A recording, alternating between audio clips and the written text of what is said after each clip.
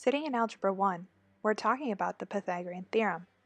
I realize that the theorem was discovered a long, long time ago, but have no real connection with it. Why do I have to learn this? Who could have come up with this idea that actually worked? And who the heck is Pythagorean? I questioned in my head. After some time, I realized I need to do some research about this Pythagorean and his theorem. What I found was that his name wasn't Pythagorean, but was Pythagoras. He lived around the time 500 BC in Greece. He traveled around the Mediterranean, looking for new ideas that he could use. Pythagoreans are a group of people that followed his ideas in school. He was the founder of the Pythagorean School of Mathematics in southern Italy. What I had also found was that it wasn't his idea at all, but had been a known idea of the Egyptians.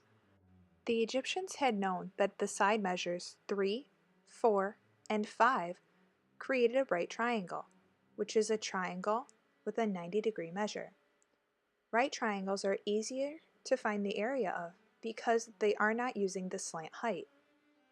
A group of people, called rope stretchers, who worked as a kind of engineering system and who are responsible for even the engineering of the pyramids, used this idea to find the distances and plot property that belong to people. While visiting in Egypt, Pythagoras watched the Egyptian rope stretchers work using the 3-4-5 ratio. What Pythagoras was able to do was specify that it wasn't just this ratio that worked.